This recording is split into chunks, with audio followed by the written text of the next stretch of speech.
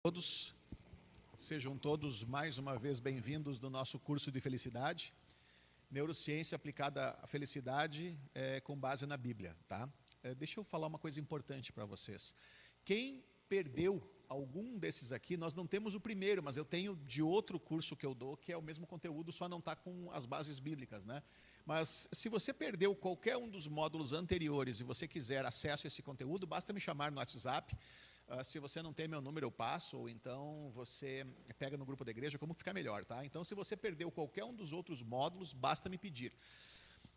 Cada um desses assuntos tem artigos e tem experts renomados do mundo inteiro que trouxeram palestras sobre esse assunto. Então, você, além de ter acesso ao meu conteúdo, você pode ter acesso também a esses conteúdos desses outros preletores internacionais, tá bom? Então, se alguém quiser, pede para mim que eu mando, é o TED, né? Aquelas palestras em que eles explicam melhor. Mais uma vez, obrigado pela presença de todos, sejam todos bem-vindos.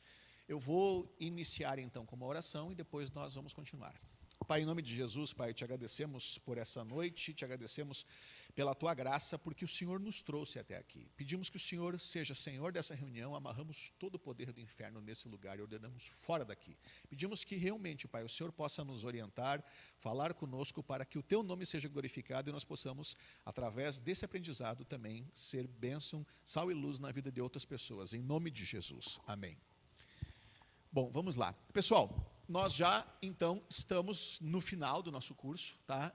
A irmã que chegou agora, eu falei uma coisa importante, se você quiser, acho que eu já mandei, né? Acesso também às palestras, tudo mais, eu tenho disponível, tá? Então, nós já falamos, então, conceituamos felicidade, né? Porque nós somos infelizes, falamos dos dois eus e as suas demandas, recursos emocionais e cognitivos, falamos outro dia, na semana passada, sobre gratidão e capitalização das experiências. Hoje, nós vamos falar de conexões e relações, né? Isso tudo com base na Bíblia e neurociência. E na semana que vem será o último encontro, e aqueles dois temas, como são temas razoavelmente pequenos, a princípio nós vamos concluir em um único encontro na próxima semana, tá bom? Mas conexões e relações, então, é o tema de hoje. Por favor, pode trocar o slide? Então, entendendo a importância das relações para a felicidade e para a saúde física. Próximo. Olha, esse senhor, só para vocês terem uma ideia, é Robert Waldinger. Olha o que ele fala: a solidão mata e é tão forte quanto o vício em cigarros ou álcool. Quer viver mais e melhor? Deixe a genética de lado e invista em relacionamentos, conexões e alegria. É o que diz esse professor de Harvard. E ele é responsável hoje, já tem seguido o trabalho de outros, né, pelo mais amplo, olha só, pessoal, a maior pesquisa da história da humanidade é essa. O mais amplo e longitudinal e abrangente estudo sobre felicidade humana. E ele é diretor da Harvard Study, né, of Adult Development, um dos estudos longitudinais mais abrangentes da história. Por favor, o próximo. Só para vocês entenderem do que se trata esse estudo. Ó. Esse estudo de Harvard acompanhou a vida de 724, num primeiro momento, homens, por mais de 80 anos. E agora estuda seus filhos, os baby boomers, para entender como a experiência da infância se estende ao longo de décadas e afeta a saúde e o bem-estar de meia-idade. E ele escreve sobre o que a ciência pode nos ensinar sobre o desenvolvimento humano saudável e a longevidade, né? Diretor e fundador do Lifespan Research Foundation, autor de vários artigos científicos, e ganhou o prêmio por ensino e pesquisa nessa American Psychiatric Association e a Harvard Medical School e Massachusetts Psychiatric Society. Então, para vocês entenderem o que esse estudo revela, tá? Tem um monte de palavra em inglês ali, né? Mas o que é importante aqui?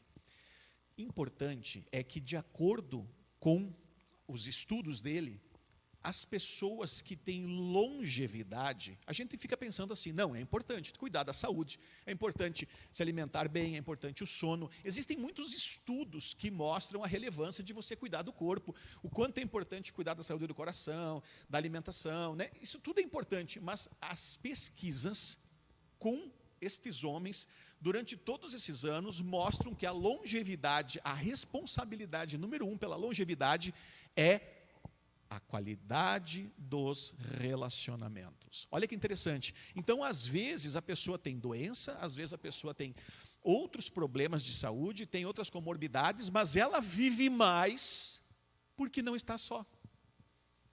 E às vezes a pessoa tem uma saúde muito melhor e ela vive menos porque a solidão é extraordinariamente tóxica e destrutiva, né? Tão tóxica quanto o vício do cigarro e da bebida. Que interessante isso, né? Então, veja bem, isso significa, de acordo com o estudo dele, né?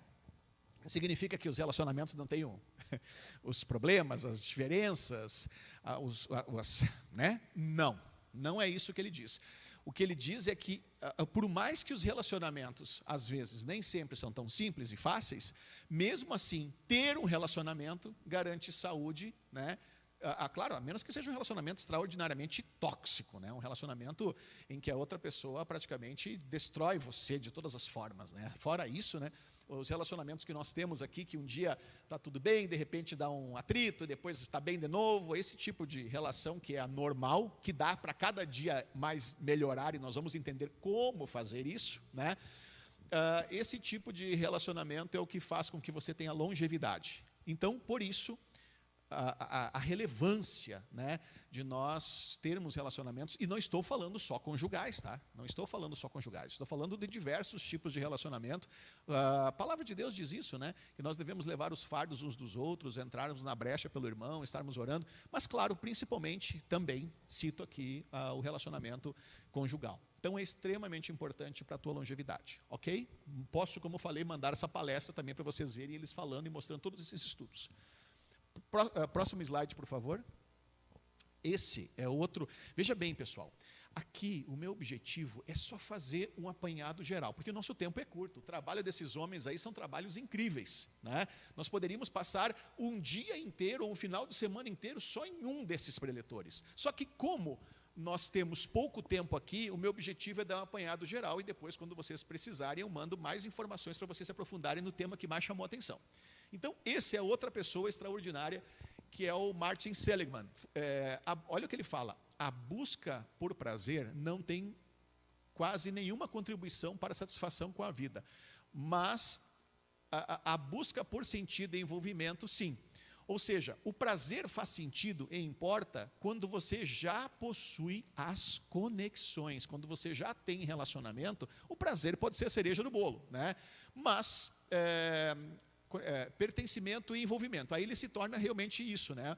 O plus, a cereja do bolo. Agora, se você tem prazer sem relacionamento, eu ganho dinheiro, eu tenho sucesso, eu tenho resultados, eu consigo, né, muitos reconhecimentos, eu consigo curtir a vida para baixo e para cima. Solitariamente falando, isso não vai te dar nunca satisfação que você precisa. Você sempre vai ficar tendo a necessidade de compartilhar aquilo com alguém. Agora, quando você já tem, isso se torna a cereja do bolo. Então, ele é o criador da psicologia positiva, um campo de estudo que examina estados saudáveis como felicidade, força de caráter e otimismo. Esse homem aí, próximo, por favor, é uma referência, o Martin Seligman, né? Tem diversos trabalhos e livros, esse aqui é um dos livros, alguns dos livros dele. Próximo, por favor.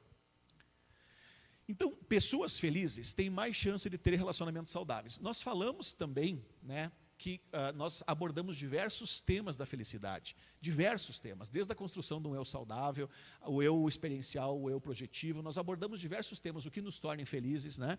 Agora, pessoas felizes, elas conseguem ter relacionamentos saudáveis. Ontem, semana passada, até pena que a irmã não está aqui, a outra irmã que estava conosco, nós falamos sobre a questão da somatização. Ela comentou o caso de um parente que somatizou justamente pela sua infelicidade ou pelo tipo de profissão, e ontem, pela internet, atendendo uma portuguesa, o marido dela é a mesma coisa. Ele é policial, né? Casualmente a mesmíssima coisa, né? O marido é policial e ele simplesmente acabou construindo um eu tão doente, desconfiando de tudo e de todos, e ninguém é confiável, e as pessoas não prestam, e não sei o quê, porque ele trabalha com isso, né? Que no final das contas, como não soube separar, ele, apesar de ser jovem, está adoecendo e cada dia ficando mais infeliz, porque não consegue separar o trabalho da vida privada, tá? Então, pessoas felizes têm mais chance de ter relacionamentos saudáveis. Pessoas felizes também. Pesquisa do PhD e Prêmio Nobel, o Prêmio Nobel, como é que é? O Daniel Kahneman. Pesquisa do Prêmio Nobel Daniel Kahneman. Pessoas felizes são mais prósperas. Pessoas felizes são prósperas. E eu estou falando, claro que a felicidade também é uma forma de prosperidade. A felicidade também é, mas eu estou falando que pessoas felizes são mais prósperas financeiramente, de acordo com o trabalho do pai da economia comportamental, Daniel Kahneman. Olha que interessante. Tudo pesquisa. O que eu estou trazendo para vocês? Tudo que eu estou trazendo para vocês é fiado em amostragem. Tudo que eu estou trazendo para vocês é fiado em pesquisa, ou seja, todos os módulos que nós falamos e abordamos aqui, todos eles vocês podem me questionar, de onde é que tu tirou isso? Eu vou mostrar quem é o PhD, quem é o escritor, qual o trabalho acadêmico, qual é a amostragem, né? Então, nada do que nós estamos falando aqui é algo empírico, é tudo realmente algo feito por amostragem e comprovado, tá? Próximo, por favor. Ora, por exemplo, para a felicidade, um outro conceito importante é a inteligência emocional. O conceito de inteligência emocional surgiu, as pessoas não sabem disso, né? Em 1990, porque todo mundo acha que foi o Daniel Goleman que criou a inteligência emocional. Não foi. Tá? Foi em 1990, dois pesquisadores, Peter Salovey e John Mayer, e daí, só que Daniel Goleman, quando pegou esse trabalho, ele cita no livro, ele popularizou a inteligência emocional, e tornou-se conhecido mundialmente. Tá? Então, inteligência emocional é algo extremamente importante para nós, para a qualidade dos nossos relacionamentos. E um ponto importante sobre isso é justamente essa possibilidade que você tem, através disso, de se tornar mais feliz e estabelecer melhores relações com as pessoas à sua volta. Quer ver uma coisa importante? Ó, quem já ouviu falar que não é o que você diz, mas como você diz nos relacionamentos, né? Tem uma coisa que nós trabalhamos também com o pessoal, que nós chamamos, o nome é um pouco mais complexo, chama-se análise transacional, mas é o estado de ego na comunicação. E o estado de ego na comunicação é extremamente importante, né? O nome é complexo, análise transacional, mas é muito simples. Existem pessoas, muitas vezes, no relacionamento, um homem ou uma mulher, que às vezes são pai ou mãe crítico, né? O pai e a mãe crítico falam daquele jeito assim, duro, radical, né? Ah, meu Deus, não é possível, que saco, de novo, né? Ou então, existe geralmente isso no relacionamento, às vezes uma pessoa que é crítica e a outra que é protetora, que é, ai, vai, por favor, ai, melancólico, melancólica, né? Então, qual é um dos pontos mais importantes dentro para estabelecer um bom relacionamento nos mais diversos contextos, é você ter um estado de ego adequado na comunicação. E nesse sentido eu destaco, dentro da análise transacional, o estado de ego adulto. O que um adulto faz?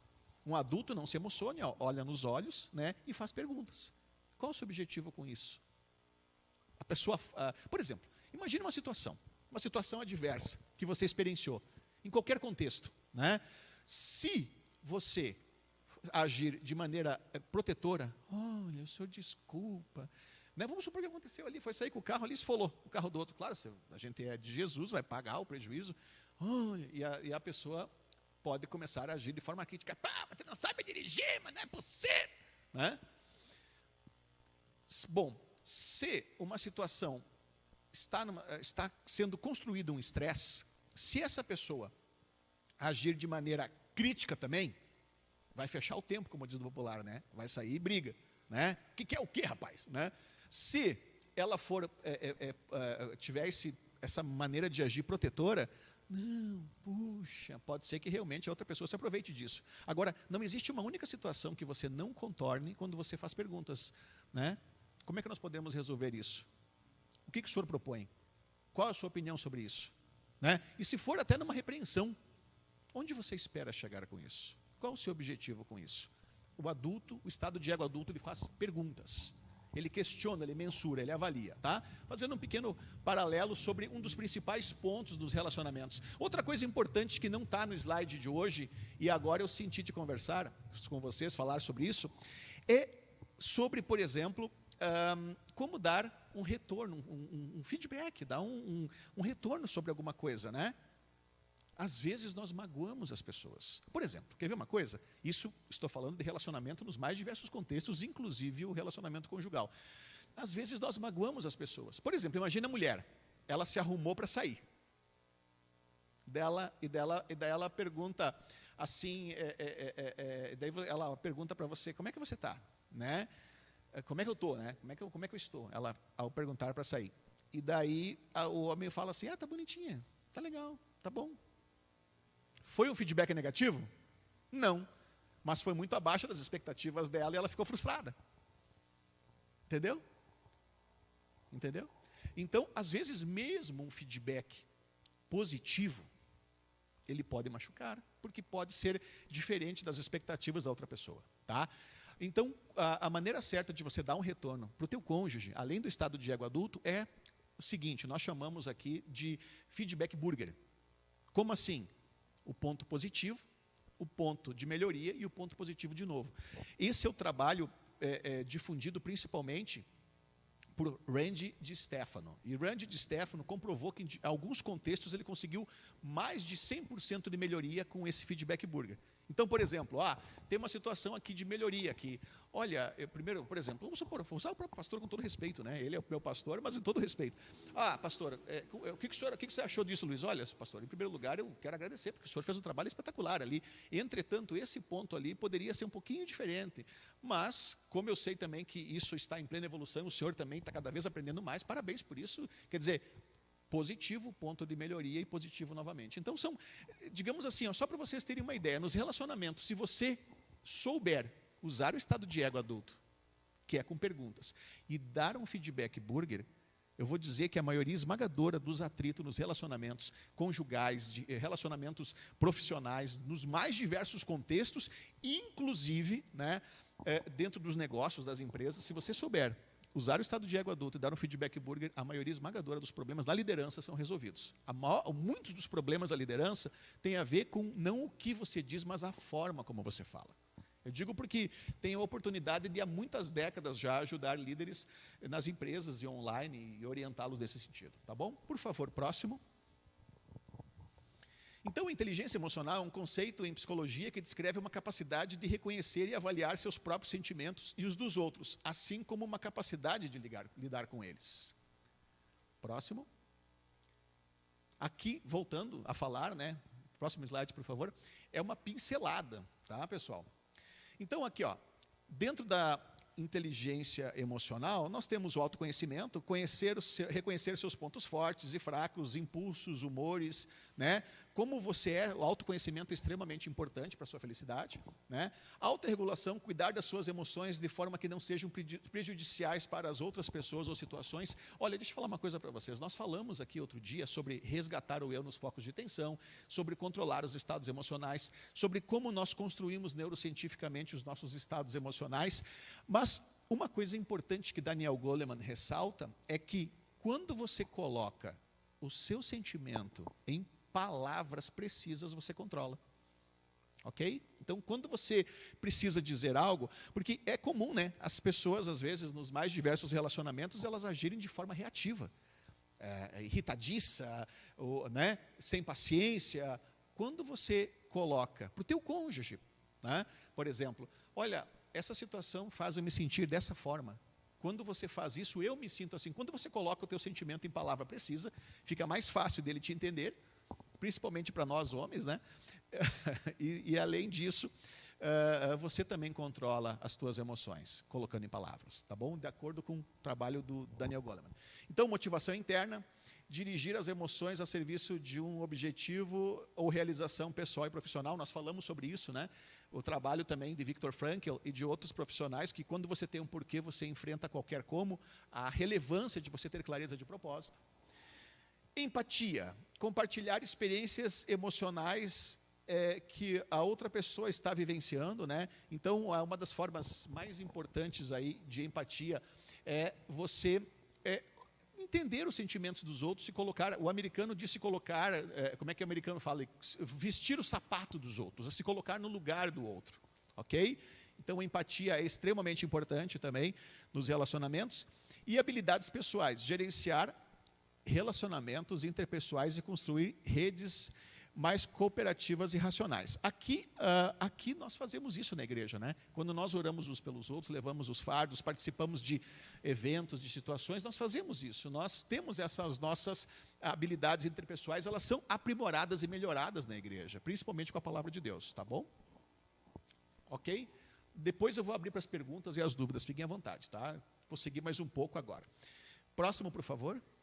Bom, antes de seguir para esse ponto extremamente importante, eu vou abordar, dentro desse contexto do relacionamento, nós fizemos uma pequena introdução, agora nós vamos nos aprofundar principalmente falando em relacionamento conjugal e depois nós vamos utilizar a neurociência com o trabalho do Dr. Lucas Derks para aumentar a nossa percepção de amor nos relacionamentos, para aumentar o nosso sentimento, tá? Depois eu vou explicar um pouco melhor sobre isso. Mas antes de seguirmos para esse próximo tópico aqui, eu queria perguntar o seguinte: do primeiro que nós falamos até agora, quais são as perguntas que vocês têm? Quais as dúvidas que eu posso ajudar? Alguém tem uma pergunta sobre o que nós vimos até aqui?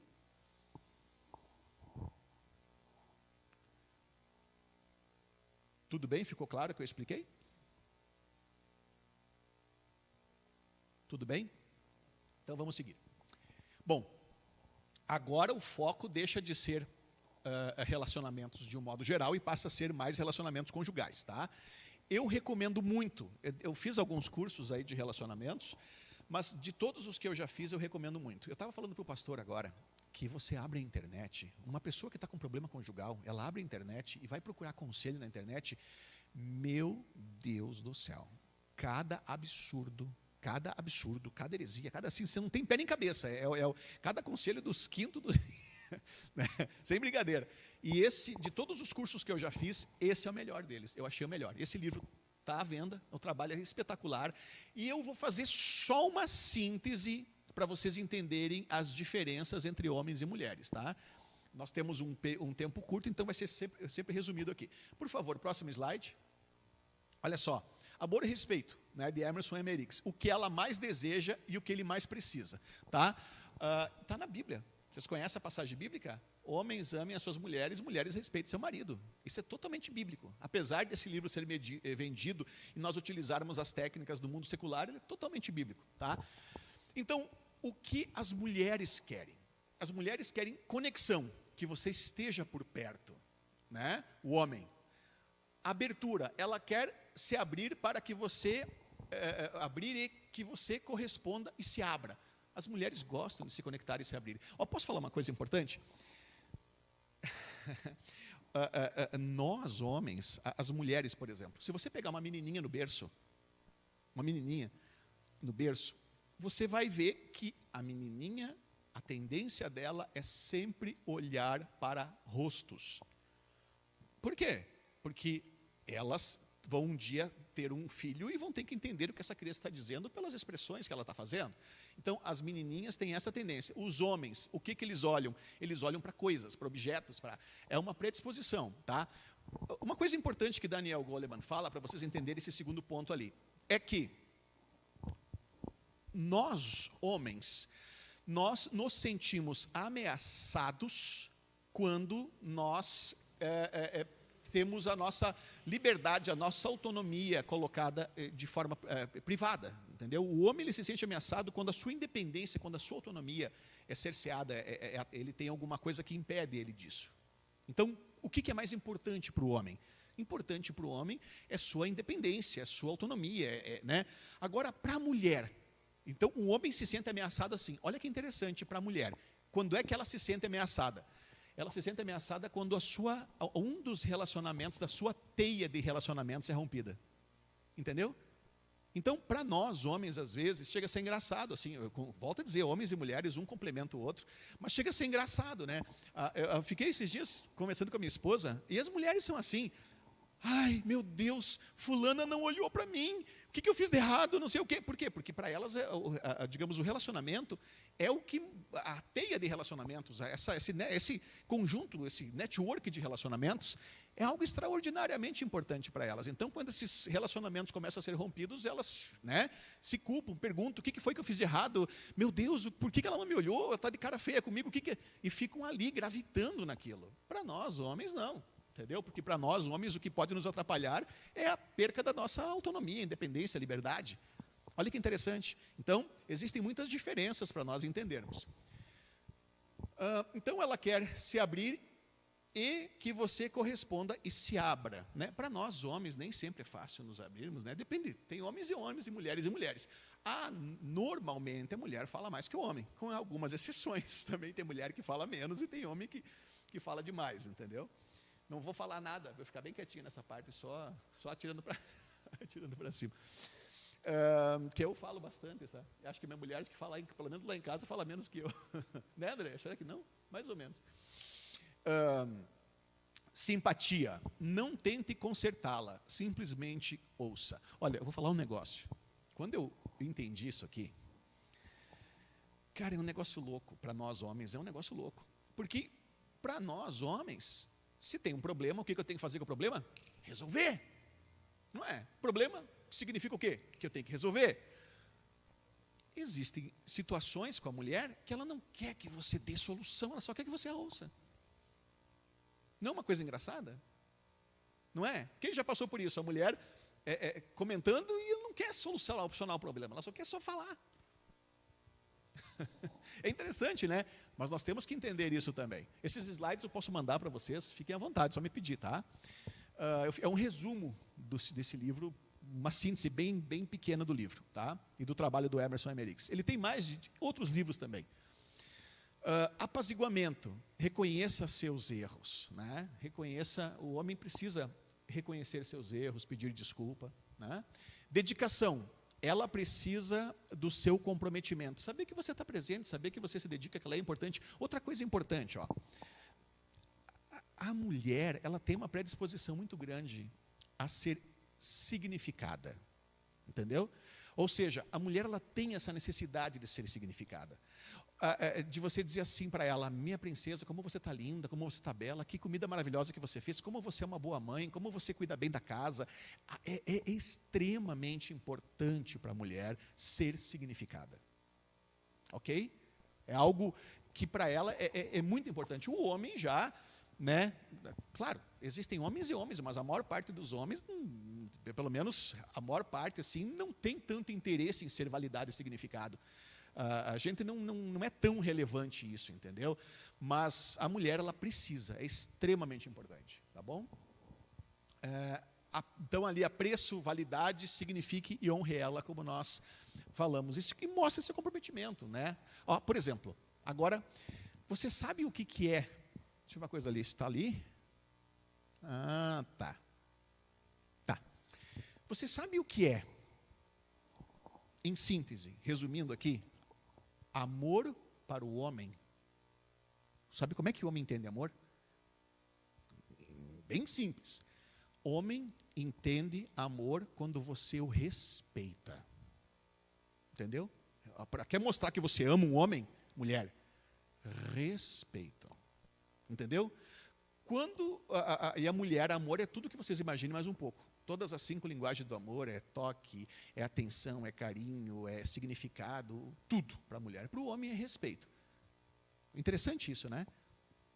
Outra coisa interessante, a mulher, sobre o homem, por exemplo, sabe quando é que o homem se sente amado? Quando ele provê. Eu estava falando agora para o pastor, pessoas que a gente conhece que trabalharam anos com casais, com problemas do casamento.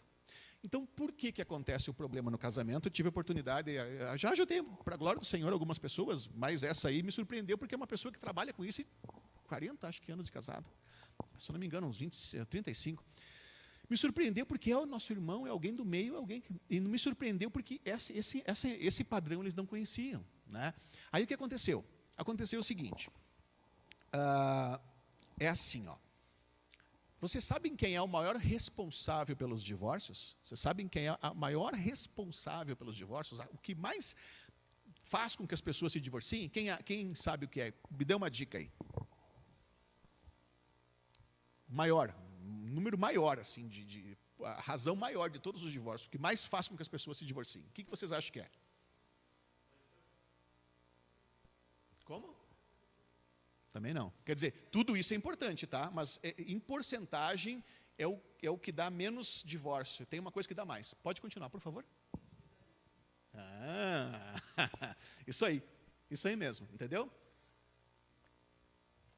O maior responsável pela falência do casamento é o problema financeiro. Exatamente isso. Mais que todos os outros. Então, o que acontece? O homem, ele se sente amado quando ele provê. Quando ele não provê, porque o homem, ele é assim, né? A mulher, ela tem essa necessidade, muitas vezes, de ser significada. A mulher, normalmente, baixa autoestima é uma coisa que é quase, claro, com exceções, né? Com exceções, né? Tudo tem exceção. Mas baixa autoestima, geralmente, é uma coisa mais para a mulher. Certo? Porque o homem, quando ele está provendo para a família, quando ele está conseguindo, né, cuidar bem da sua família, a autoestima dele está lá em cima. Ele sempre tem uma autoestima alta. Agora, se um homem ele está enfrentando problemas financeiros, e a responsabilidade, pelo menos num casamento bíblico, é do homem, né? Porque no mundo aí fora os dois têm que trabalhar igual. Mas, de um modo geral, no casamento bíblico aqui, a gente sempre sabe que um tem uma responsabilidade que o outro não tem. Sabe aquele ditado popular que diz que cão que tem 2 donos morre de fome? Né? A responsabilidade de provisão é do homem. E olha que interessante. Como é que esses casamentos, até dentro da igreja, acabam tendo problema? Ele começa a ter problemas financeiros. E daí a autoestima baixa lá embaixo. Aí o que acontece? Uma coisinha que a mulher fala. Às vezes ela fala usando um estado de ego de mãe crítica, mas com uma intenção positiva de motivá-lo, de ajudá-lo, de mostrar onde é que ele está errando. Às vezes ela pode reclamar também, entendeu? Porque ela está passando alguma dificuldade. E ela pode, só que eu quero que você entenda que quando um homem está com baixa autoestima porque ele não está conseguindo prover, isso é um negócio gigante, entendeu? Aí, não, eu quero largar da minha mulher porque ela não me respeita mais, ela pode me respeitar. Não é, a tua autoestima baixou lá embaixo e os problemas financeiros, e ela tentando te ajudar e querendo te motivar e criticando talvez de maneira errada. É por isso que eu destaco o estado de ego adequado na comunicação, e é por isso que eu destaco o feedback burger. Tá? Porque num momento de tensão, num momento difícil que um casal pode experienciar, a mulher trabalhar um feedback burger, por exemplo, né? Ou seja, falar de o quanto ele é valioso, o quanto ele é importante, e dizer, olha, o que tu acha de nós trabalharmos essa questão dessa forma, e eu sei que você vai vencer, Deus é conosco. Num momento difícil, o feedback burger vai manter teu casamento.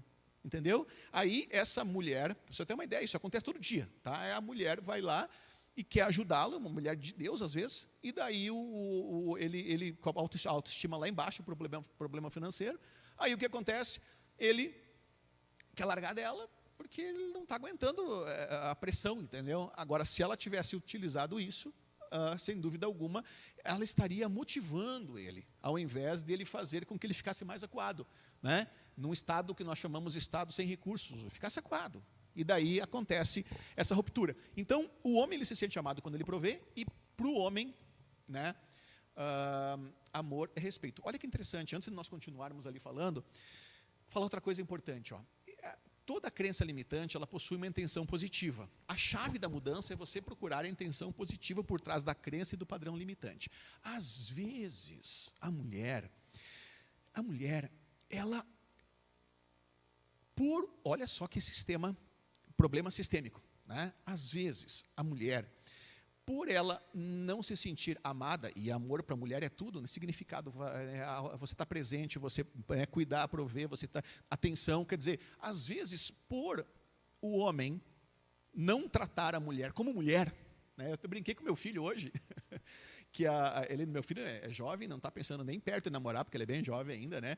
Mas eu estava contando, às vezes as meninas que arrumam um namorado acham que o namorado dela é a amiguinha peluda. Não é, é outra coisa completamente diferente. Homem é uma coisa totalmente diferente de mulher, entendeu? Brincadeiras à parte, mas é isso, né? Então, voltando aqui, tá? Quando o homem falha em mostrar à mulher o quanto ama, e aí destaco todas as coisas que são amor para a mulher, que nós somos, que tudo é, né? Atenção, carinho, significado, provisão, atenção, né? Tudo, né? Momentos mágicos, tudo isso é importante para ela, né? Os elogios, tudo mais. Então, o homem falhou nisso de dar essa atenção para ela. Qual que é o que ela vai fazer para buscar essa atenção? Ela vai mostrar seu valor. Entendeu? E como é que ela vai tratar o homem? Ela vai mostrar que ela é tão inteligente quanto, às vezes até mais. Ela vai em certo aspecto, se sobressair com uma intenção positiva, talvez não tão clara, mas com uma intenção positiva, muitas vezes de ser valorizada. De mostrar o quanto ela é importante, o quanto ela é capaz, útil, idônea. E é verdade, Deus as fez idôneas. Existem mulheres que são muito mais inteligentes que os homens, entendeu? Vocês são idôneas, inclusive vocês ainda têm a parte, os dois hemisférios muito mais conectados, fazem com que vocês tenham uma série de habilidades que a gente quase meio tapado, se for analisar, se for analisar, né, perto das mulheres, entendeu? Só que, quando ela não tem isso, o que ela faz? Ela desafia o homem, ela peita, ela como se ela mostrasse para o homem, assim, de certo aspecto, ela cresce diante do homem, com o objetivo, muitas vezes, de mostrar o quanto ela tem valor. E sabe o que acontece? Quando a mulher confronta o homem, instintivamente, irracionalmente, sem pensar, como se fosse animal mesmo, o homem trata a mulher como outro homem. E daí sabe o que ele faz? Ele não dá tudo que ela precisa. Entendeu? Ele não dá o carinho, por quê? Porque uma mulher que confronta, que é quase um homem, dura, confrontativa, agressiva, autossuficiente, né? Não que vocês não sejam absolutamente capazes e idôneas, mas quando uma mulher tem esse padrão de comportamento, instintivamente o homem fala assim, não, tu não precisa de mim. Tu tem tudo que tu precisa, tu já é autossuficiente. Entendeu?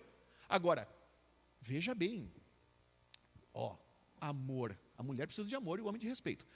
Para nós, não é natural. Fala bem a verdade, para nós, homens. Se nós estamos provendo, não é comum acontecer isso? O homem chega e fala assim, ai, tu não me ama, mas como não te amo? Estou sempre aqui, te dou tudo que tu pede, dou tudo na tua mão, te dou tudo. Pago as contas, cuido de você, cuido da casa, sustento você, como é que eu não te amo? Entendeu? Porque para o homem, né, na cabeça dele, se ele está pagando as contas, sustentando ela, porque ama. Entendeu? E para ela, não. Para ela, o importante também são todas as outras questões que nós falamos aqui antes. Então, o que acontece? O homem, quando a mulher, digamos assim, não recebe esse carinho do homem, ela confronta para buscar essa atenção. E daí, o que acontece? O homem entende que é outro homem e não dá o que ela precisa. Agora, com toda a capacidade, com toda a idoneidade dela, com toda, volto a dizer, às vezes a mulher é muito mais inteligente que um homem, se submeter a um homem, de perguntar, o que você acha disso? Qual a tua opinião sobre isso? Honrá-lo nas decisões. O que você acha sobre essa situação? Eu tenho essa decisão, o que você acha que eu deveria tomar? Eu não estou dizendo que vocês não sejam mulheres extraordinariamente idôneas, capacitadas, inteligentes, e até mais que os homens, às vezes. Não é isso que eu estou falando. Só que, quando você se coloca nessa posição de fragilidade, de respeito, de honra, de perguntar para o teu marido, né? O que ele acha, né, qual a tua opinião. Quando ele se coloca você se coloca nessa posição, também é instintivo, não é alguma coisa que ele é irracional. Aí ele entende que você depende dele e que ele começa a fazer o quê? Gravitar em torno da tua órbita e ele se torna o homem que você quer. Entendeu? Então, há uma intenção positiva, muitas vezes, da mulher provar seu valor, mostrando que ela é idônea, capaz, confrontativa, forte, guerreira, aguerrida, lutadora, que vence, que tem capacidade, que tem valor. Só que esse problema, muitas vezes, faz com que o homem te trate como outro homem. E daí você fica sem tudo que você precisa. Entendeu? Aí, quando você coloca ele na posição de homem, por mais que você possa saber qual decisão tomar, aí ele se sente o quê? Ele cresce, fica desse tamanho, né? Fica gigante, né? Você respeitou, você pediu a opinião dele, hein? Cresce, fica desse tamanho, né? E daí o que acontece? Aí ele te trata como uma princesinha, ele gravita em torno da tua órbita e dá tudo o que tu precisa. Volto a dizer, é irracional, é instintivo. Isso também é o trabalho de Emerson Emerix. Tá bom? Então, quando um homem estiver passando problemas financeiros, use o estado de ego adulto e o feedback burger e entenda que homem com baixa autoestima, que é o caso nessa situação financeira, ele fica hipersensível. As pessoas com baixa autoestima não se tornam extremamente sensíveis, né? Você pega um cara que é um guerreiro, né? O cara é forte, o cara não está nem aí, está se lixando, você está falando. Agora, essa pessoa está, homem ou mulher, extraordinariamente debilitado com baixa autoestima, e o homem, ele se sente fracassado quando ele não consegue cuidar da família, da prole, o que acontece? Qualquer coisinha vira um coisão. Qualquer coisinha é uma ferida, é um terrível, fui humilhado, meu Deus, eu não valho nada. Ele já está lá embaixo, né? Entenderam que ponto interessante? Agora eu vou falar uma coisinha entre vocês e eu, tá? Agora interessante. Quando o homem ganha dinheiro, de quem que é o dinheiro? Para a família, não é? Para cuidar de todo mundo. Quando um homem tem dinheiro, o que ele faz? Cuidar, amparar, prover, deixar todo mundo bem, né? Infeliz, não é? Com exceção das mães que são mães solteiras, tá? Com exceção das mães que são mães solteiras, quando a mulher ganha dinheiro, o dinheiro é dela. Quando o homem ganha, é da família. Quando ela ganha, é dela. Sabe por quê? Quantos de vocês já viram casamentos com problemas porque quem está ganhando dinheiro é a mulher e não é o homem? Ou quem ganha muito mais é a mulher e não o homem? Infelizmente, como o homem precisa ser o provedor, quando a mulher ganha mais que o homem, quando a mulher, vocês podem verificar, vocês vão perceber, né, isso que eu trabalho com pessoas há décadas no Brasil e pela internet. Então, o motivo muitas vezes de humilhação também é justamente porque a mulher, ela nem sempre, tudo bem, de repente aqui na igreja a gente tem outra cabeça, pode ser um pouco melhor, diferente, mas de um modo geral, no mundo aí fora, que eu tenho visto, né, é isso, que quando o homem, ele depende da mulher, ou quando esse homem ele ganha bem menos que a mulher, às vezes, ou ele talvez, seja uma coisa da cabeça dele, se sente humilhado. Então, é um ponto bem interessante para pensar, tá bom? É um ponto também para nós entendermos que existe uma diferença. Agora, a dica que eu dou, sabe? Se for possível, homens, se for possível, nem sempre é, né? Nem sempre é. Lá em casa, graças a Deus, a gente consegue, mas nem sempre é, né? Mas se for possível, quando é possível, que o homem seja 100% provedor e a mulher possa ter outras coisas para cuidar que não seja um trabalho de secular, se for possível, né?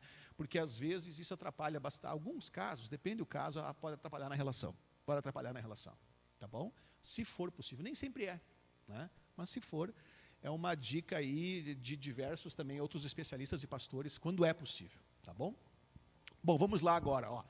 Para o homem, o que é importante para o homem? Valorizar o seu desejo de conquistar, né? A autoridade, ele deseja ser o chefe da família. Sexualidade, homens gostam de sexo, né? Afinidade, seja amiga, tá? Discernimento, inclusive dá até uma piadinha, né? Isso aqui, já viram aquela piadinha dos homens que pegam a mulher e às vezes ficam explicando o beabá para a mulher, como se a mulher não soubesse, entendeu? Mas parece que o homem gosta, né, cara? Ei, dando risadas aí. Parece que o homem gosta, né?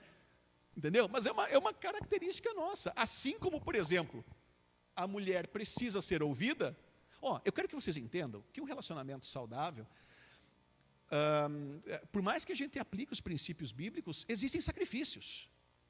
Sabe quem é? Olha só que interessante. Vocês sabem de quem é a responsabilidade do romantismo no casamento? Quem é o responsável pelo romantismo no casamento? Quem é? Não? Fala. Quem é? Esse não vale, né, pastor? Quem é? Quem é o responsável no casamento pelo romantismo? Isso, exatamente. Por quê? Porque para a mulher, ser romântico é natural. Entendeu? Para ser romântica, a mulher ela é naturalmente romântica. O homem não. Então, o homem, ele tem que entender que ele tem que amar a mulher e ele o responsável pelo romantismo. E não é natural para ele. É um sacrifício de amor. Não é natural para ele. Mas ele entenda que quando ele é romântico com a mulher, ele tem tudo que a mulher pode dar de melhor a ele e tem uma mulher feliz. Uma mulher, né, feliz e se sentindo plena como mulher. Certo? Então, a responsabilidade do romantismo é do homem porque é natural para a mulher ser romântica. E não é natural para o homem, ele precisa, né? Infelizmente, só para vocês terem uma ideia, aí fora as pessoas que não conhecem Jesus, o homem só fala que ama para poder copular, né? Entendeu? Você sabe que é assim, infelizmente, né? É o primeiro que fala que ama, mas por quê? Porque está com uma pressão medonha, hein? Desculpa, a gente está entre adultos aqui, mas é verdade, entendeu? Então, não é natural para... Hoje eu peguei um pouco mais pesado, né, pastor? É o primeiro dia, mas é que é importante, é um assunto importante para nós. Mas é isso, sabe? Não é natural para o homem. Agora, assim também... Imagina, vocês têm uma série de habilidades que nós homens não temos. Vocês são extraordinariamente inteligentes, com uma habilidade, vocês têm uma visão diferente, uma visão, de acordo com a neurociência, os homens eles são caçadores, eles só enxergam em linha reta, assim, ó. E as mulheres são coletores, parece que enxerga até para trás, até na nuca, sabe? É engraçado, cara. A gente chega lá, não só muda o CPF, quer ver? Quer ver que só muda o CPF? Entra no guarda-roupa, onde é que está minha meia? Onde é que está meu negócio? Da geladeira. Cara, a gente passa um tempão olhando e não enxerga. A mulher vem lá, entra ali, pega aqui, ó, na minha cara. Chega a dar raiva, cara. Ontem eu queria uma pomadinha lá, ontem, né? Meu Deus do céu, eu revirei tudo as caixas, e eu falei, não, tenho certeza que eu não vou passar vergonha, porque não está aqui. Ela chegou lá, pá. Olha que raiva, um negócio desse, cara, sabe? Então, neurocientificamente, de acordo com esses estudos, a mulher é uma coletora, ela enxerga para nós, brincadeiras à parte, né? Nós enxergamos 10 cores, a mulher enxerga 4.850, né? Entendeu? Para nós, né? Roxa é roxa, para a mulher tem 20 tons de roxo. Meu Deus do céu. É engraçado, mas são as diferenças entre homens e mulheres, tá?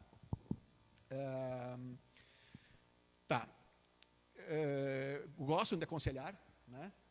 Assim como também para a mulher, viu? Só voltando agora do sacrifício aqui, tá? Assim como para a mulher, é um sacrifício. Você, com toda essa capacidade, com toda essa inteligência, com toda essa idoneidade, com todos esses dois hemisférios conectados que garantem a vocês que vocês têm uma hiperconexão muito melhor que os homens em diversos contextos, uma reflexão, uma compreensão, uma visão tridimensional muito melhor, né? Não é fácil você ter que se submeter a um homem, às vezes. Não é fácil. Mas é um sacrifício de amor. Só que quando você faz esse sacrifício de amor, você tem tudo o que você precisa para ser feliz. Olha que interessante. Para nós, homens, também, às vezes não é fácil ter que ficar... Lá em casa não tem esse problema, a mulher fala menos que eu, acho. Mas, às vezes, não é fácil para um homem ficar entendendo que a mulher precisa falar. Bom, mais ou menos. Às vezes ela também... Então, agora eu estou entregando tudo, viu, amor? Assim, às vezes é isso, né? Tem alguns sacrifícios, né? Saber que você é responsável pelo romantismo, saber que você precisa deixá-la falar, saber que ela tem necessidade de uma série de coisas ali. É um sacrifício de amor, a gente tem essa obrigação, né? Que além do eros, tem o ágape também, e tem essa necessidade que ela tem, que você precisa dar a ela. Agora, também para ela também tem um sacrifício de amor, que sacrifício de amor não é tão difícil, né?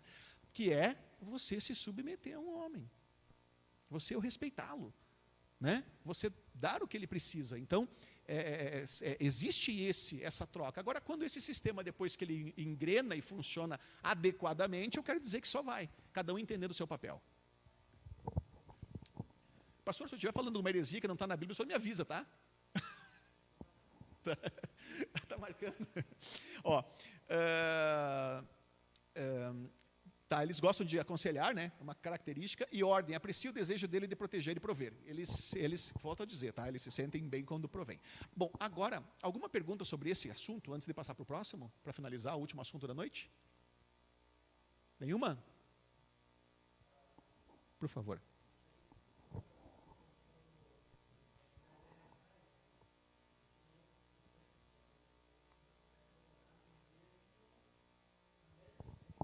Sim.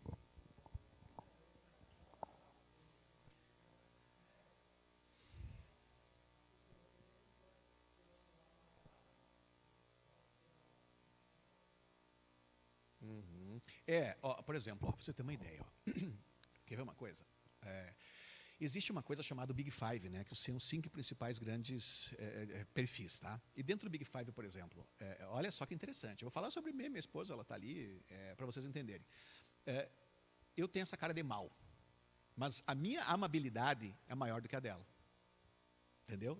Apesar dessa cara de mal, lá em Erechim tinha um medo de mim, você acredita, pastor? Mas eu não sei por que tinha um medo de mim, né? Mas desse jeito, a minha amabilidade da minha esposa é menor que a minha e do meu filho. Eu e meu filho somos parecidos nisso. Por exemplo, eu tenho cara de neurótico? O que vocês acham? Eu tenho cara de neurótico? Tenho cara, pode falar na cara mesmo. Tem. Então, eu e meu filho, nós temos um índice elevado de neuroticismo. Só que eu administro. O dele eu estou ensinando a administrar.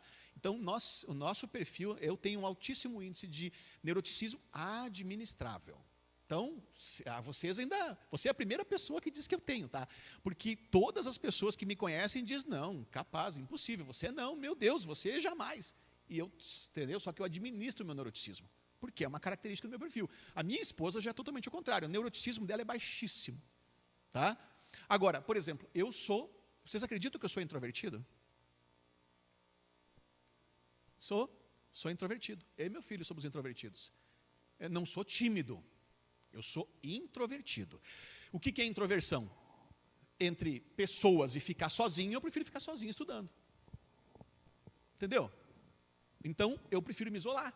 Só que o isolamento é um dos principais fatores de adoecimento. Ou seja, até eu que trabalho ajudando pessoas, se eu me isolar demais, eu acabo ficando no meu mundinho e acabo me contando histórias. Um dos principais fatores de adoecimento das pessoas, e muitas vezes de causa de depressão, pode ser começado já com essa predisposição ao isolamento. Então, eu sou introvertido. A minha mulher não, ela é extrovertida.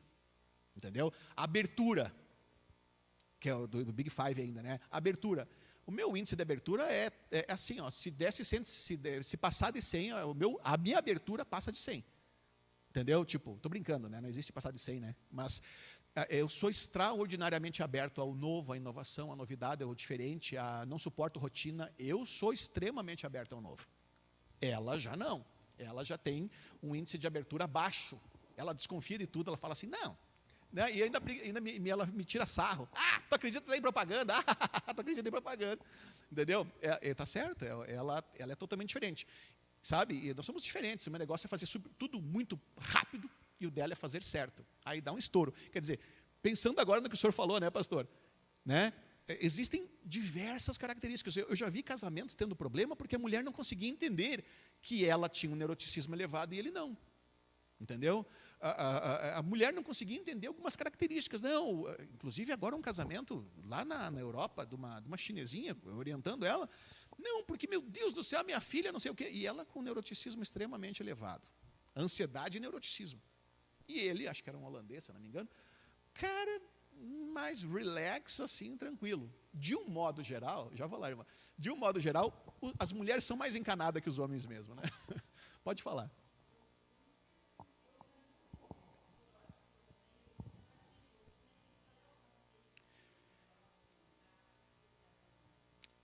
O Big Five, eu mando para você, irmã, é os 5 grandes, é uma das características do perfil, tá? Pode perguntar. Não, é neuroticismo.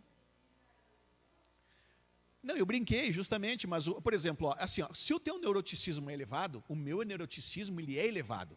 Então, se meu neuroticismo ele é elevado, eu sou neurótico, entendeu? Mas, se não, não.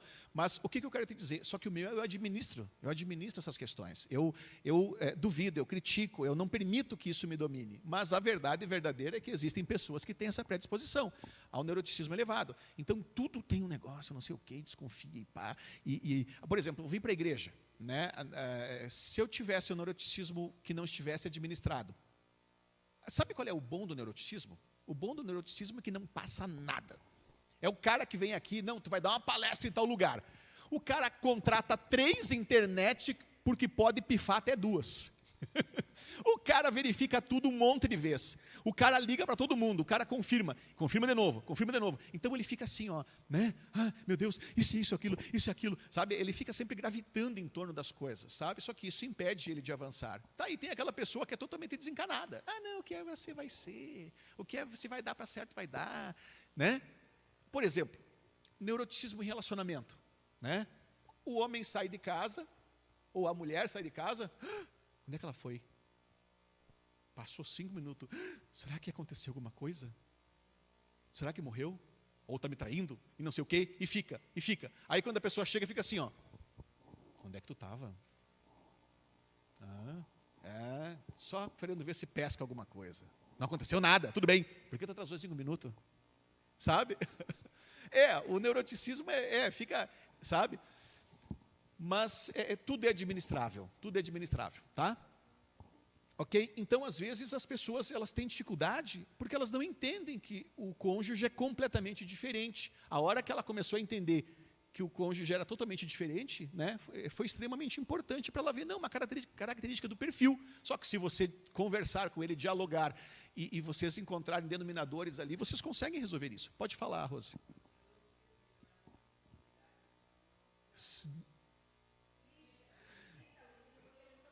Não, é que assim, ó, ele se você tem um grau extremamente exacerbado. O neuroticismo é uma característica de perfil. Por exemplo, a pessoa que não tem quase nada de neuroticismo é muito pouco. Agora, aquele que tem um grau exacerbado, ele é neurótico. Aí é uma instabilidade emocional. Ele é o cara que não escapa nada, por exemplo, está sempre planejando, mas é uma pessoa que fica doente fácil. Como? Isso. E está sempre achando que tem uma coisa por trás, e preocupado com isso, e não sei o quê, qualquer coisinha. Ó, doeu minha perna. Meu Deus, será que pode ser câncer? Como?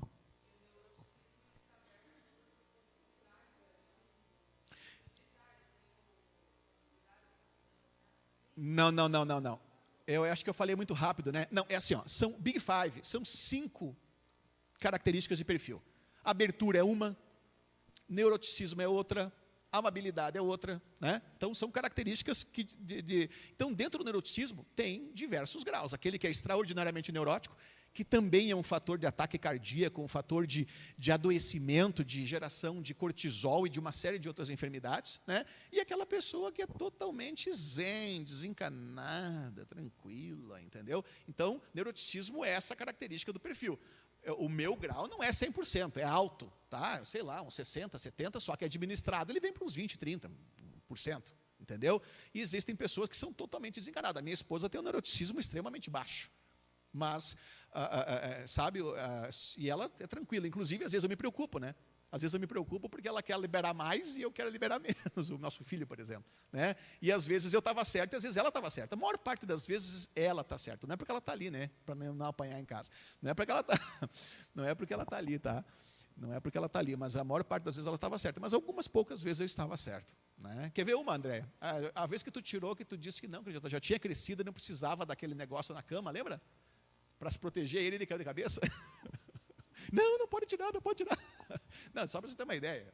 A maior parte das vezes ela está certa, mas às vezes, lá de vez em quando, acerta uma também. É preocupação exacerbada. Você entendeu, Rosa? Então, o neuroticismo é uma dessas características. A amabilidade é outra, a abertura é outra, né? E assim por diante. Eu mando para vocês, se vocês quiserem, eu mando a aula de Big Five. Tá? Ficou claro agora? Mais alguma pergunta? Ficou clara a diferença entre homens e mulheres? Ficou claro por que os relacionamentos têm problemas? Tudo bem? Bom, então tá. Agora, para nós finalizarmos, eu vou falar sobre neurociência aplicada à resolução de problemas do relacionamento, tá? Por favor, próximo. Ó, esse homem é o Dr. Lucas Derks, psicólogo social, treinador, coach, pesquisador e escritor, com 7 livros publicados, né? E ele trabalha a dinâmica interior dos relacionamentos humanos através da psicogeografia. O que significa isso? Agora, isso não é o trabalho de Derks, mas é o trabalho de neurocientistas, tá? Então, na neurociência, nós sabemos que o cérebro funciona de forma eletroquímica. E dentro dessa forma eletroquímica, quando você altera trilhas neurais, construções, quem é que valida? Os neurohormônios. Tá? Vamos de novo. Quando você altera uma construção dentro da mente, essa construção, ela starta neurohormônios, entendeu? Então, o que nós queremos fazer aqui agora? O trabalho de Lucas Derks, digamos assim, para vocês entenderem o trabalho do panorama social interior e a dinâmica dos relacionamentos. Se eu apagasse totalmente as luzes aqui, isso aqui ficasse num breu, entendeu? Você conseguiria sair pela porta? Conseguiria, não é? Por quê? Porque quando você entrou aqui, esses teus olhos já filmaram aqui, né? E você já tem mais ou menos um mapa da igreja e você consegue sair aqui onde é que é, porque sai e tudo mais. Então, tudo que nós vivenciamos, nós temos uma cópia interna e assim nós construímos o nosso panorama. Cada pessoa na sua vida, ela tem um lugar na sua mente. Se você fechar os olhos agora e dizer assim, não, vem cá, agora eu quero que você imagine a tua esposa, o teu esposo, onde é que ele está na tua mente? Você vai perceber que ele está posicionado, você vai localizá-lo num local. Falando agora, veja bem, o trabalho de Lucas Derkes é extremamente amplo e eu uso em diversos contextos também esse trabalho. Mas eu vou tentar explicar isso de forma muito simples para vocês entenderem, para que nós possamos fazer um pequeno exercício. Tá? Então, lembra que nós falamos que neurocientificamente o nosso cérebro ele não foi programado para desafios. Vocês não foram programados para desafios, para superação de obstáculos, para, né? O cérebro humano, ele é preparado e programado para fazer você sobreviver e poupar energia. Entendeu? É esse o objetivo do teu cérebro. O teu cérebro, ele está sempre trabalhando para deixar você numa zona de conforto. Então, fiado nisso, quer ver uma coisa? Para vocês entenderem o ponto onde eu quero chegar. Tá? Se você tem um trauma, ou um problema, ou uma situação de uma pessoa que tirou você do sério, quando você chega perto dessa pessoa, você se sente extremamente desconfortável. Concorda comigo? E sabe por que acontece isso? Porque você ficou remoendo a situação que aconteceu com essa pessoa.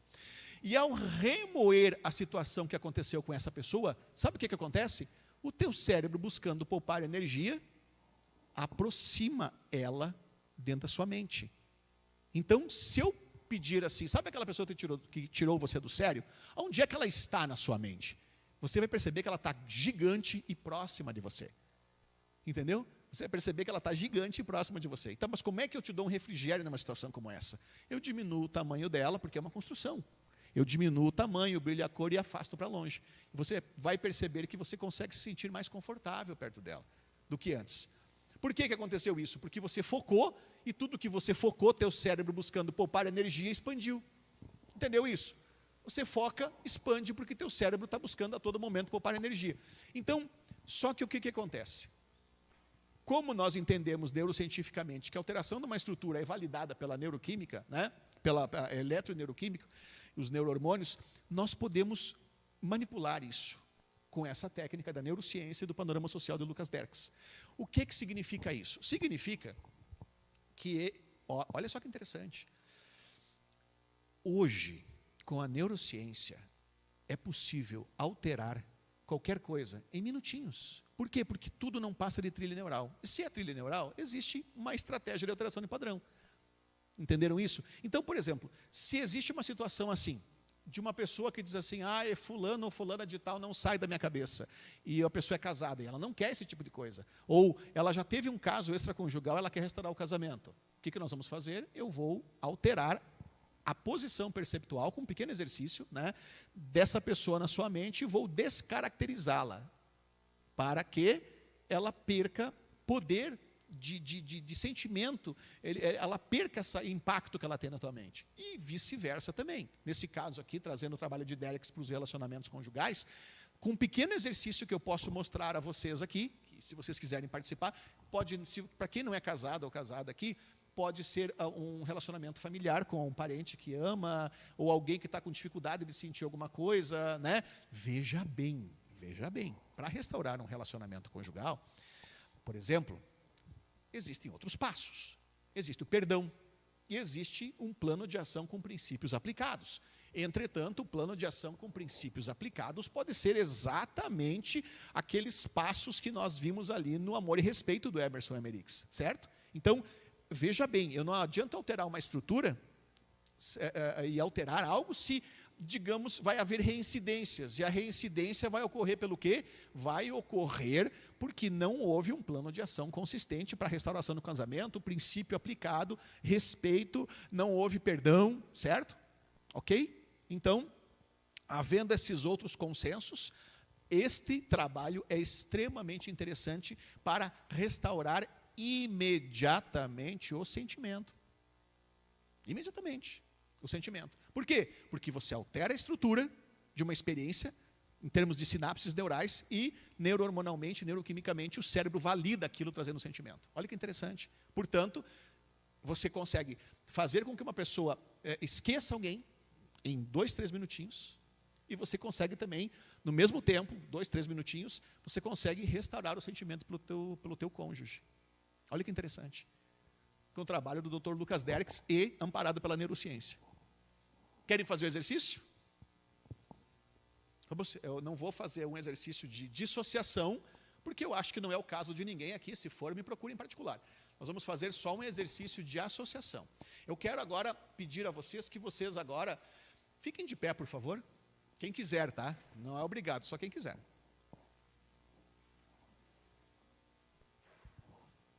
Tá? Agora eu quero que você pense no teu cônjuge.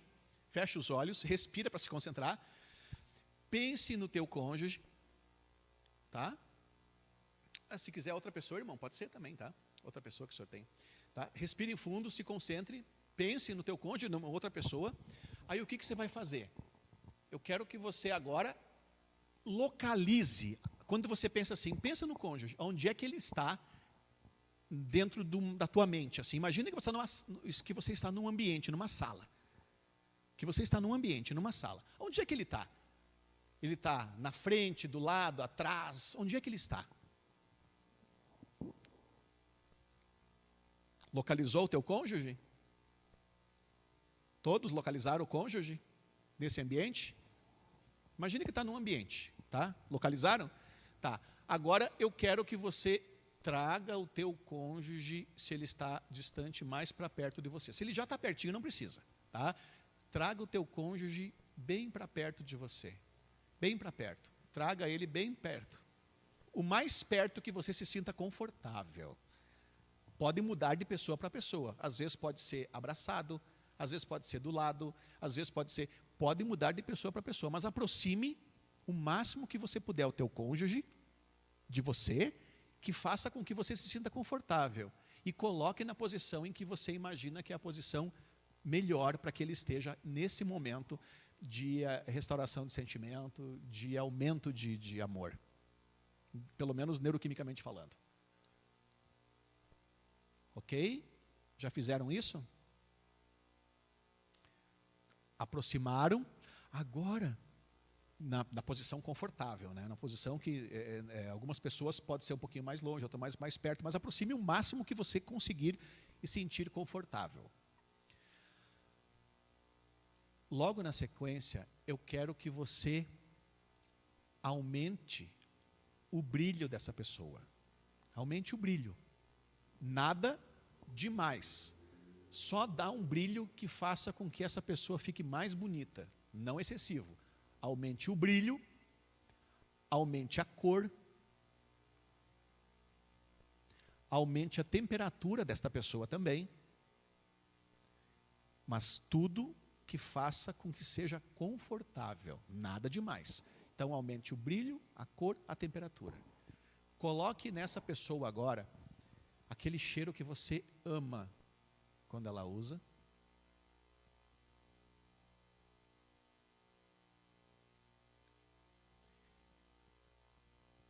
E agora pense na sensação que você está sentindo. Pense na sensação que você está sentindo e amplie. Amplie.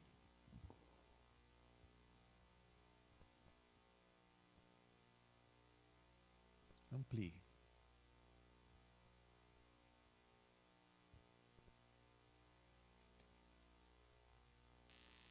Bom, fiquem à vontade, não tenha pressa. No seu tempo, do seu jeito, na medida em que você achar que está tudo bem, pode parar, mas não tem pressa. No seu tempo, do seu jeito. Tá? Só esse o exercício.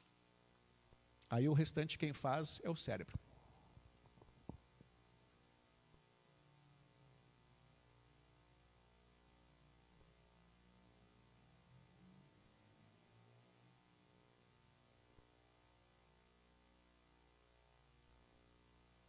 Sem pressa.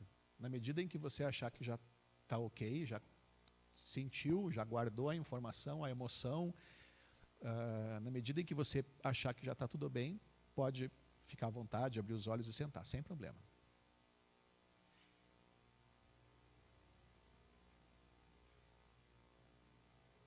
E aí? Como é que foi a experiência? Alguém gostaria de falar? Só se quiser. Ninguém quer falar nada? Não? Não? Então tá, vou seguir adiante então, tá? Próximo.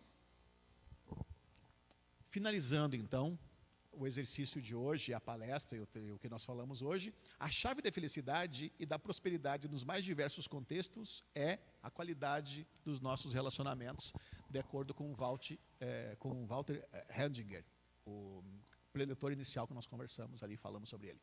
Alguém agora, para finalizar o que nós falamos hoje, alguém quer perguntar algo? Alguém quer tirar alguma dúvida, trazer outra questão, comentar alguma coisa? Por favor, fique à vontade.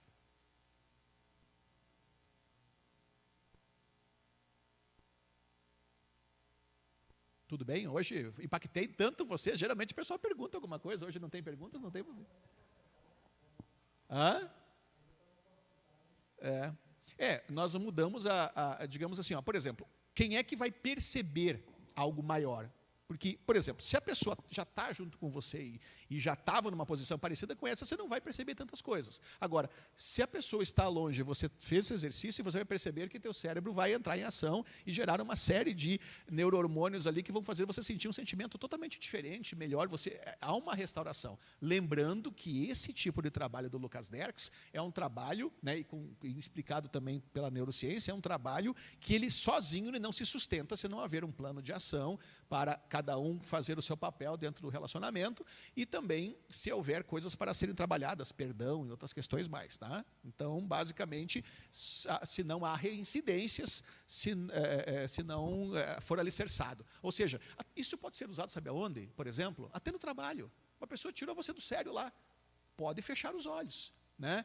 Você vai perceber que essa pessoa que tirou você do sério é uma pessoa que ela está muito grande e muito próxima de você. Aí você fecha os olhos, diminui e empurra ela para longe.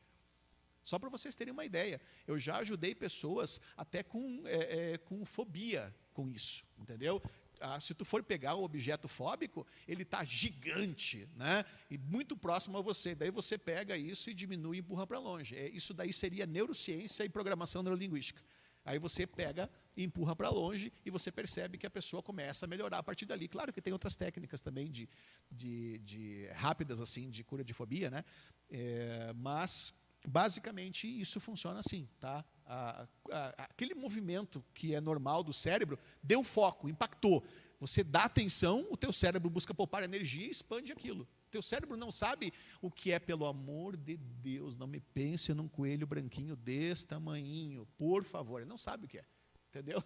Ele simplesmente vai reacessar. Ele não sabe que é para você não pensar no coelho. Ele vai reacessar aquela informação, vai buscar poupar energia. Então, se é bom ou ruim, não importa. Quer saber como é que você lida com situações que não são boas para vocês? Em síntese, além desses exercícios, em síntese, é mudar o foco. É que nem nós falamos para os homens aquele dia, né? Nós falamos para os homens, né? Que a pessoa diz assim, não, eu perdoei.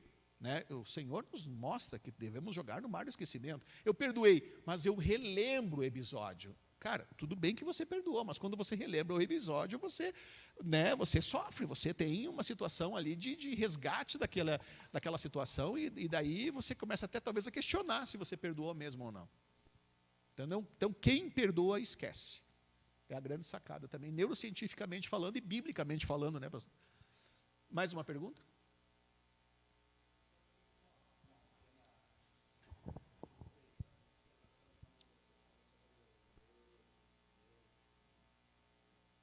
Como? Neurohormônios? Neuroticismo, é.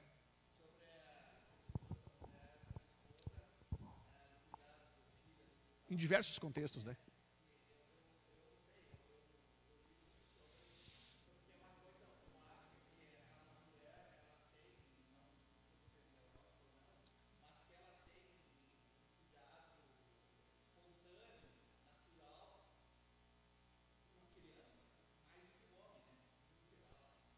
Lá em casa é o contrário. Lá em casa, entendeu? Só para você ter uma ideia.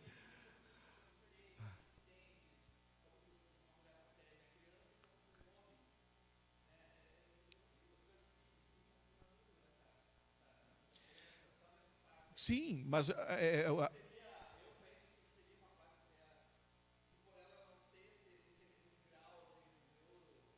Neuroticismo, é.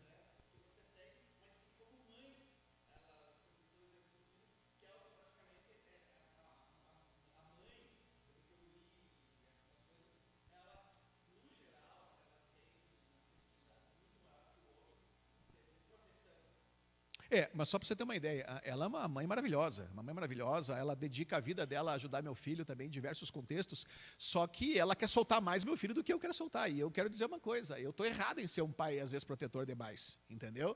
Eu estou errado, não estou certo, mas é uma administração do meu neuroticismo, entendeu?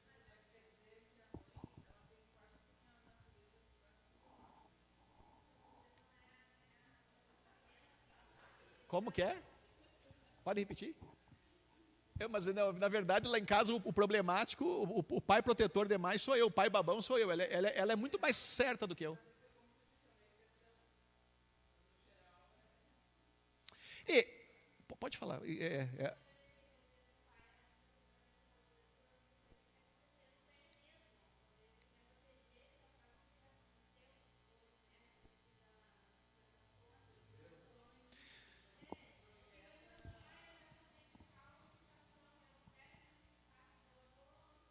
Pode ser, pode ser. No meu caso, talvez seja. No meu caso, e meu filho não passou nunca por nada, mas meu filho talvez modela o meu perfil, talvez, né? Mas é isso, eu administro isso, e você nunca vai perceber, sabe? Mas eu administro, mas eu tenho que me policiar para não ter um neuroticismo exacerbado. Ou seja, já vou lá, pastor. Por exemplo, vocês sabem por que eu sei ensinar essas coisas todas? Sabe por que eu criei autoliderança e autogestão? Sabe por que eu criei uma série de questões hoje que eu vendo no mundo inteiro? Porque, sabe a palavra de Deus quando diz assim, ó, onde havia treva superabundou a graça? Geralmente, quando você é a pessoa que mais doente numa certa área, é ali que Deus vai te usar para ajudar os outros, entendeu? Então, por que eu sei todas essas coisas? Porque o cara mais problemático, doente, cheio de pepino e problema, e cárceres, e crença limitante, e traumas, e coisas, era eu. Entendeu? Aí eu acabei fazendo o quê? É que nem o doutor Augusto Cury, né? Doutor Augusto Cury tinha problemas, era o segundo, ele fala isso, o segundo aluno da escola de baixo para cima, ou seja, pior que ele, só um. Entendeu? E com o dia que ele falou, que eu li a obra dele, né? Quase, acho uns 14 livros, se não me engano. E ele fala, o dia que ele falou que ia ser médico, se não me engano, está no... ele cita em diversos livros. Riram na cara dele. Mas está quase um retardado, cara. Como é que você vai ser médico? Mais ou menos isso, né? E ele fala isso até nas entrevistas, o segundo de baixo para cima, pior aluno da escola, uma série de problemas. Então, o doutor Augusto Cury começou a estudar o que ele chamou no primeiro livro de inteligência multifocal, porque ele queria entender a sua mente. Só que quando ele fez o primeiro livro, ele falou de forma tão complexa que foi um fracasso total. Aí depois ele reescreveu de maneira simples e hoje é o autor mais lido. É uma sumidade, vende no mundo inteiro, 70 países, se não me engano. É genial o trabalho dele, sabe? Mas é isso. Por que o doutor Augusto Cury hoje é o que é? Porque ele quis se ajudar. Foi a mesma situação minha. Homens e mulheres que trabalham com libertação, vai ver quem é. Às vezes é a pessoa, ou com restauração da alma, outras coisas mais, às vezes é a pessoa mais doente que tinha, mais cheia de problema, que daí se ajudou e conseguiu se ajudar e depois começou a ajudar os outros e foi embora, é o meu caso. Então esses recursos todos que eu tenho é porque eu era uma pessoa que veio de umas situações bem difíceis e eu acabei estudando porque eu gostava de me desenvolver e queria me resolver. E daí acabei estudando, fazendo diversas formações, participando. O primeiro curso que eu comecei a fazer foi em 97, em Londrina, Restauração da Alma. Eu morei 6 anos em Londrina. E não sei se alguém conhece David Cornfield. Eles iam lá em Londrina. A esposa e ele iam lá em Londrina. David Cornfield dá esse curso de Restauração da Alma. Eu comecei ali, em 97, fui indo, fazendo o curso e fui embora. Respondi? Tudo bem? Como é o seu nome? Respondi? Tá. Mais alguma pergunta? Desculpa, pastor, vai lá.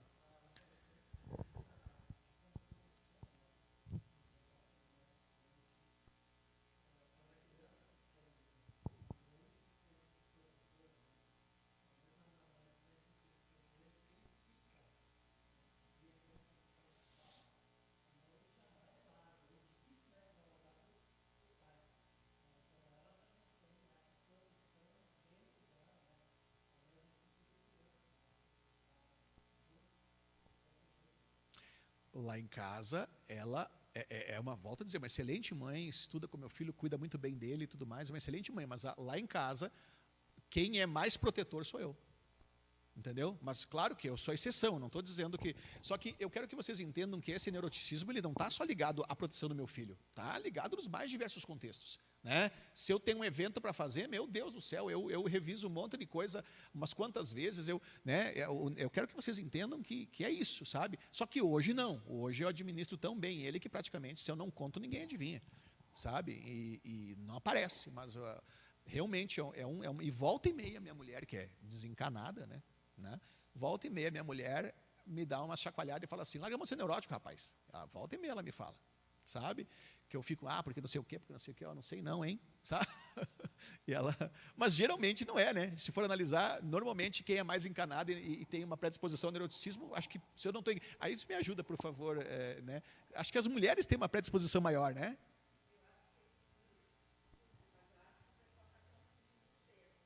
Tá.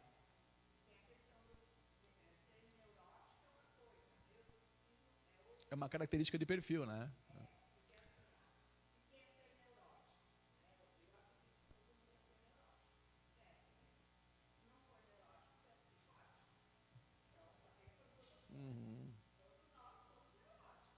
Sei, mas em graus, né?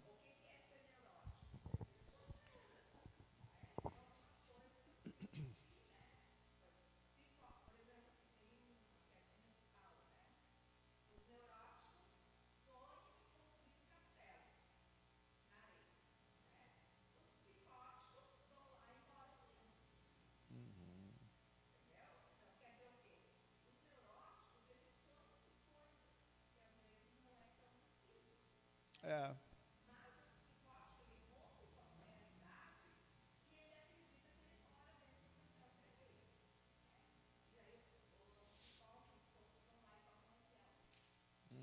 tá certo. É isso aí. É isso aí. Mas é,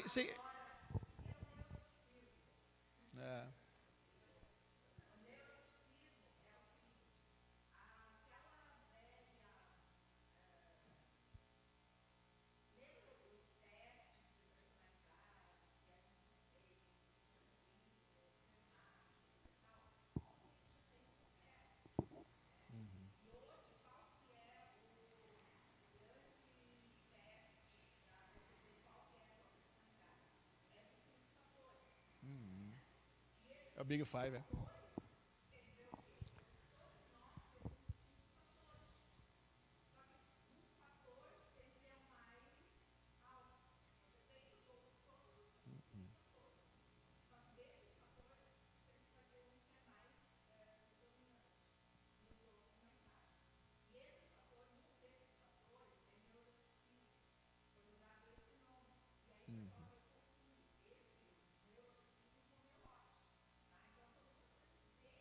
Sim, mas o que eu também, se eu não estou correto em explicar isso, porque é assim que eu aprendi, quando a pessoa tem um neuroticismo extremamente alto, ele é classificado praticamente como neurótico, né? Todos, tem os 5, tem todos os 5. Agora, o mais alto que eu tenho, o neuroticismo eu administro, e eu consigo deixar ele baixo. Mas o fator que eu tenho mais elevado é a abertura. Né? Então, eu sou aberto, sempre é o novo, a novidade, o diferente, a tecnologia, tudo. A minha mulher já tem uma dificuldade na abertura. E ela e ela é muito crítica, inclusive até nas propagandas, nas coisas, ela desconfia. Mas são características, né? É. Exato.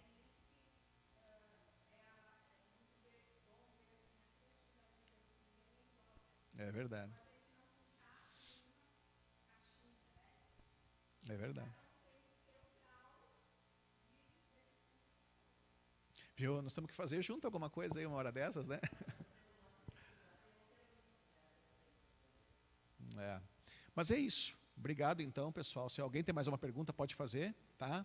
É isso, deixando bem claro, se eu não fui claro o suficiente, eu agradeço muito a irmã ali, né, por me ajudar nesse sentido, que realmente é isso. Todos nós temos esses fatores, só que em maior e menor grau, né? E é possível de administrar.